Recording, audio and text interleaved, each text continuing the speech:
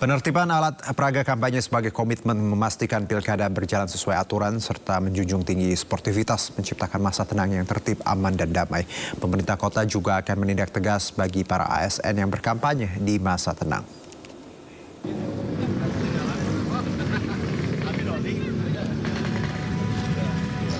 Sejumlah alat peraga kampanye atau APK di sepanjang Jalan Raya Ahmad Yani, Kecamatan Bekasi Selatan, Kota Bekasi, Jawa Barat, mulai diturunkan oleh Bawaslu Kota Bekasi pada Minggu dini hari tadi. Penurunan APK juga dilakukan secara serentak di seluruh kecamatan dan juga kelurahan yang juga melibatkan KPU Kota Bekasi, Satpol PP, Dinas Perhubungan Kota Bekasi, Polres Metro Bekasi, dan juga TNI.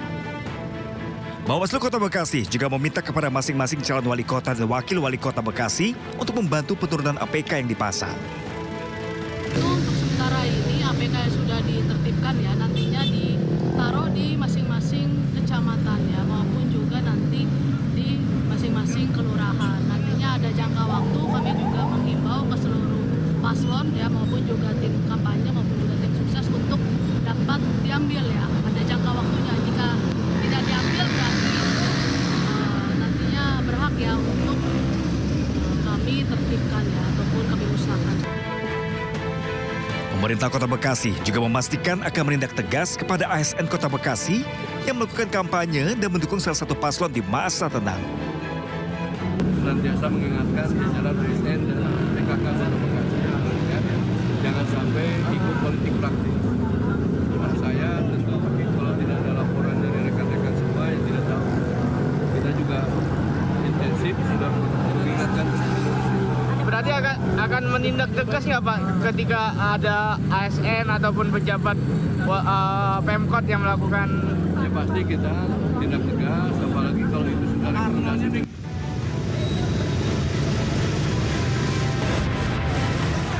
Bergeser ke Jawa Timur, tepat di pukul 12 malam, Komisi Pemilihan Umum Jawa Timur bersama Satpol PP menertibkan seluruh alat peraga kampanye atau APK paslon yang berkontestasi dalam ajang Pilkada Serentak 2024.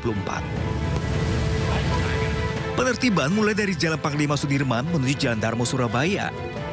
Tidak hanya petugas KPU dan Satpol PP, penertiban juga dibantu seluruh pendukung masing-masing paslon. Penertiban merupakan bagian dari upaya untuk menciptakan masa tenang yang kondusif menjelang pencoblosan Pilgub Jatim pada 27 November mendatang. Tim Liputan iNews melaporkan. Sementara itu jelang pemilihan kepala daerah, KPU Jakarta telah mendistribusikan logistik pilkada hingga tingkat kecamatan. Selain itu adanya serangan cyber saat pelaksanaan pilkada serentak juga patut diwaspadai.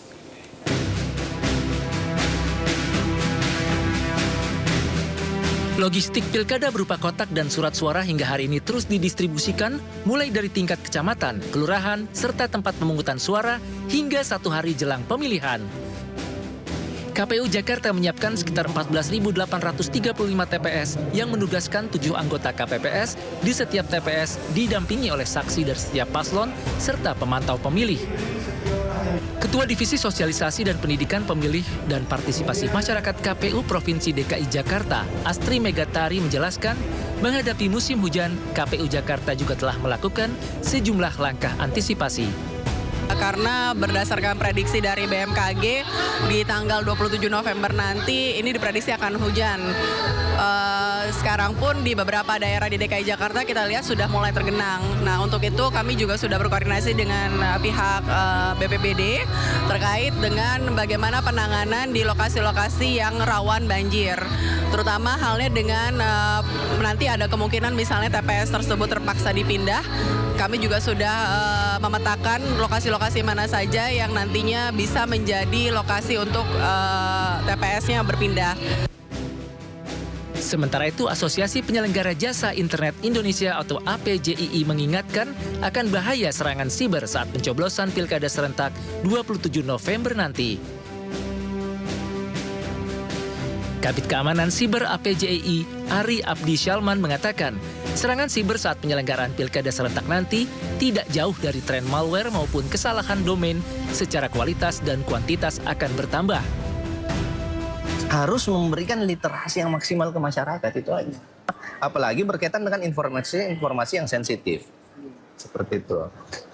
Misalnya menerima informasi begitu saja dan menyebarkannya Kemudian yang kedua melakukan propaganda atau teknik-teknik tertentu disebarluaskan ke halayak luas, kemudian memberitakan sesuatu yang tidak benar, ini agar bisa dihindari. Saat berlangsungnya pilkada serentak, masyarakat diimbau bijak dalam menggunakan ponsel saat mencari informasi di platform media sosial. Kita beralih ke informasi lainnya, pemirsa. Memasuki masa tenang pilkada, mulai minggu dini hari tadi, aparat gabungan membersihkan dan menertibkan alat peraga kampanye di sejumlah daerah. Penertiban APK akan terus digelar hingga 3 hari ke depan. Di Sidoarjo, Jawa Timur, petugas bergerak dari kantor KPU ke sejumlah titik keramaian dan tempat umum untuk menertibkan alat peraga kampanye yang masih terpasang. Seluruh APK dirobek dan dimasukkan ke dalam truk untuk selanjutnya dibawa ke kantor Satpol PP Sidoarjo. Dalam pembersihan dan penertiban APK ini tidak ada tim pemenangan paslon yang datang untuk ikut terlibat, meski telah dihubungi oleh pihak KPU dan Bawaslu. Sedangkan di Makassar, Sulawesi Selatan, Panwaslu, KPU dan Satpol PP juga menurunkan atribut peraga kampanye berupa baliho, poster dan spanduk paslon di sejumlah ruas jalan di 15 kecamatan pada Minggu dini hari. Panwaslu dan KPU Kota Makassar juga menghimbau agar tim paslon untuk ikut menurunkan APK yang terpasang di sejumlah kendaraan. Penertiban APK akan terus digelar hingga 3 hari ke depan.